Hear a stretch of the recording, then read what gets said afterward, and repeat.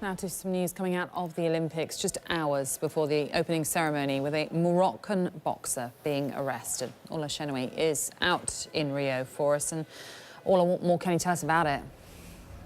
Natalie, we know that a 22-year-old Moroccan boxer has been arrested on allegations of sexual assault against two female workers at the Olympic Village. 22-year-old Hassan Sadao was supposed to be competing at the Olympic Games tomorrow on day one of the Rio Games. Instead, he is currently in a police cell somewhere in the city of Rio. He has had his Olympic accreditation stripped from him, and it could take 15 days for the charges against him to be processed. So his games over before they even begin. And some negative news on the day of the opening ceremony, things that the organisers would rather we really weren't talking about.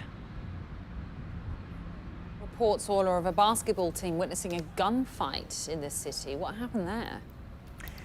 Yes, that's right. Unfortunately, guns are a part of daily life here in Rio de Janeiro, something we're all warned about. And the Chinese basketball team, when they arrived in Rio, they were being escorted from the airport to the accommodation when they witnessed a gunfight. 4 armed men, we understand, opened fire on a military vehicle. There was damage done to the vehicle. No one, thankfully, injured, and those men managed to escape.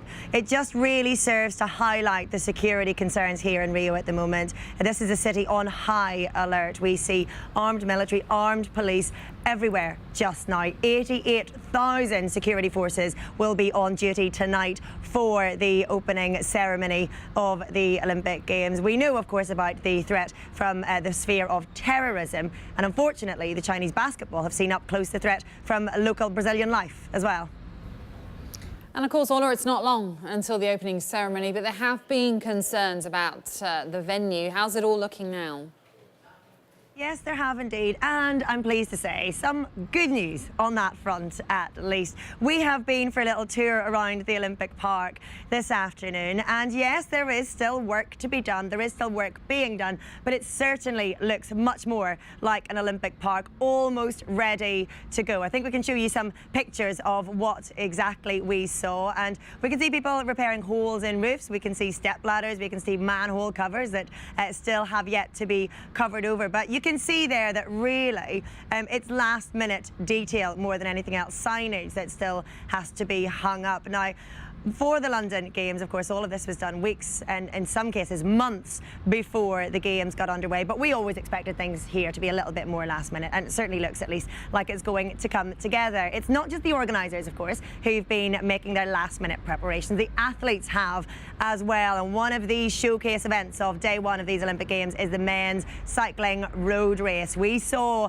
the members of Team GB earlier this morning as they were heading out on their final recon of the route. We were down at the Olympic Village and saw Mark Cavendish join them for that ride. He's actually taking to the track at these Games, but he was out with the road race squad, guys he knows very well, of course, from his own road career. They all seemed nice and relaxed. They were chatting, laughing away as they prepare for their final day before the Games. And now is when the excitement is really starting to build. In just a few hours' time, the opening ceremony will be kicking off Rio 2016, and Andy Murray will be the man leading the charge for Team GB into the Olympic Stadium. What an honour. One man I spoke to knows about that honour all too well. Sir Chris Hoy, here's what he had to say. To me, was one of the greatest honours of my whole career. And it took the pressure off me in a way. People sometimes say, did it add pressure? But it took pressure off me because it gave me something.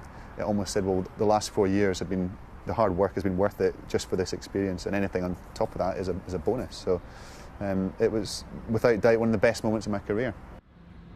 Well, one person who won't be making the Olympic ceremony, we're sad to learn, is Pele. We were expecting him to possibly be lighting the Olympic cauldron this evening, but he has released a statement saying that because of ill health, he physically cannot attend the ceremony. So no Pele. However, I would imagine the Rio organisers have plenty to wow us with to kick off the Games. Rio 2016 is about to get underway.